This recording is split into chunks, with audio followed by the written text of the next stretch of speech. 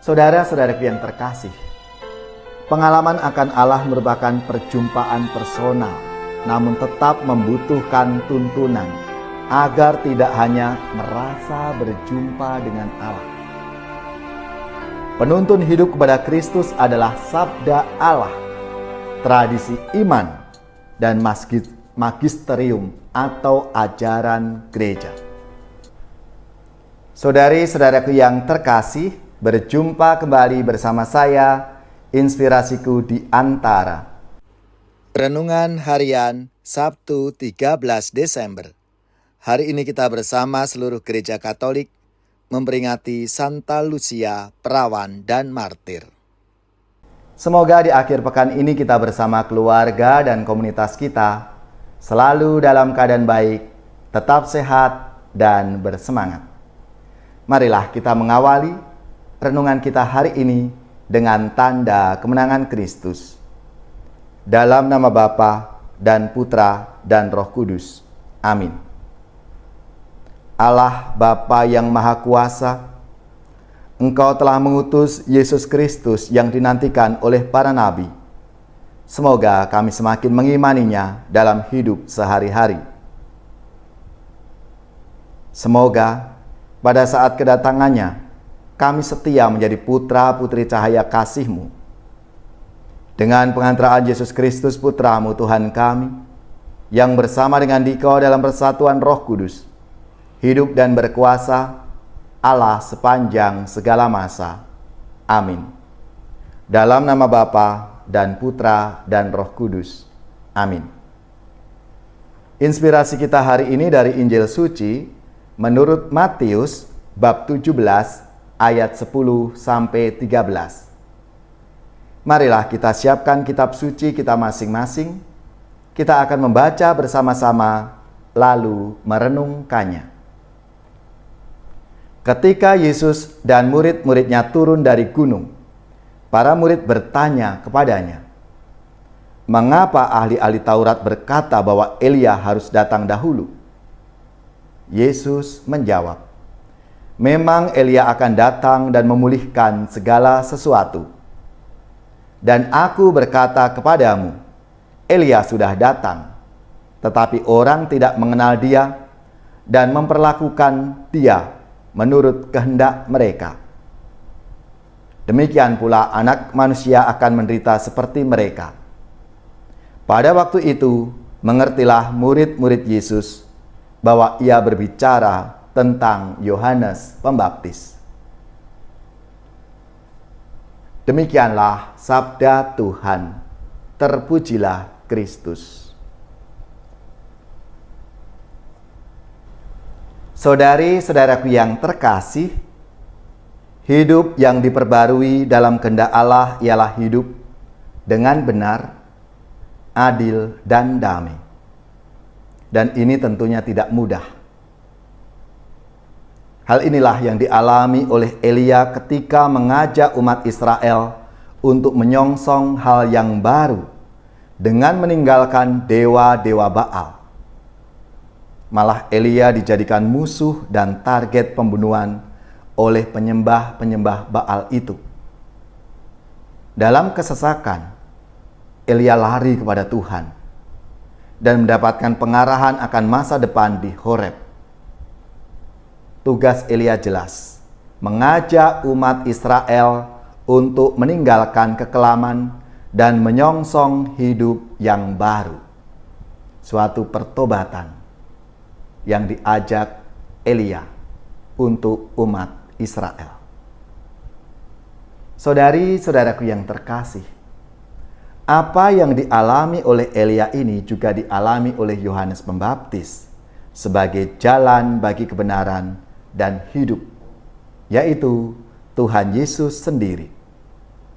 Ketidakmampuan orang-orang untuk mengerti akan kedatangan Yesus karena mereka menolak orang yang memberikan jalan kepada kebenaran itu, yaitu Elia maupun Yohanes Pembaptis.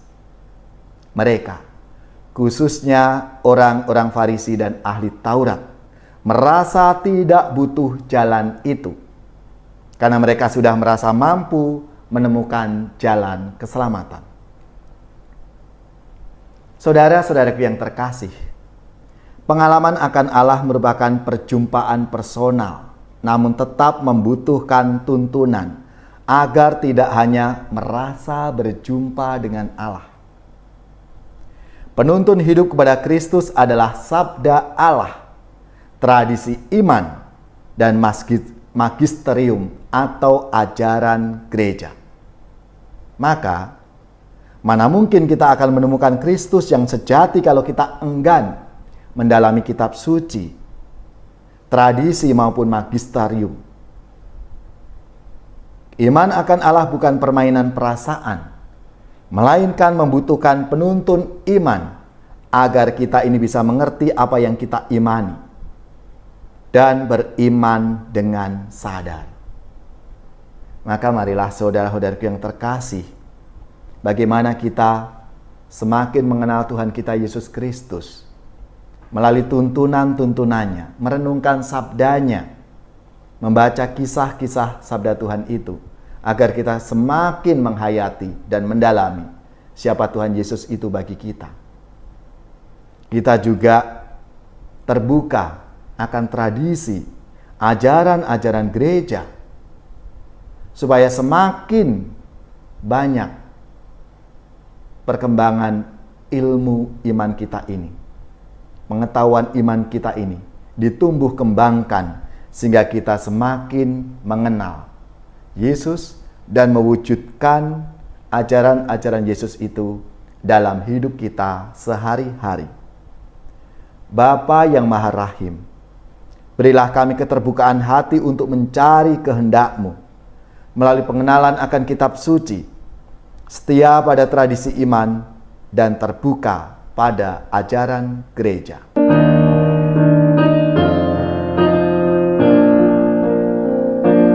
Aku mengasihi Tuhan, Dia sumber kekuatan. Hidupku kan menjadi aman dalam lindungannya. Kala musuh menyerbu, merebut harta milikku, dilepaskan panahnya, diserahkanlah mereka. Aku mengasihi Tuhan, Dia sumber kekuatan. Hidupku kan menjadi aman dalam lindungannya. Dari kaum pendengki yang jahat berhati keji, aku dibebaskannya. Selamatkanlah tangannya. Aku mengasihi Tuhan, Dia sumber kekuatan. Hidupku kan menjadi aman dalam lindungannya.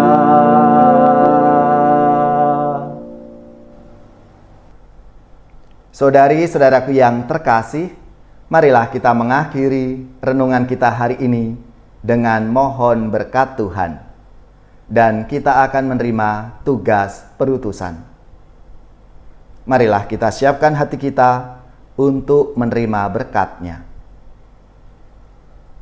Semoga saudari-saudara sekalian, keluarga-keluarga dan komunitas kita, orang-orang yang kita doakan, mereka yang sakit, yang menderita, seluruh tugas, belajar, pekerjaan, usaha serta karya pelayanan kita dibimbing, dilindungi dan diberkati oleh Allah yang Maha Kuasa, Bapa dan Putra dan Roh Kudus.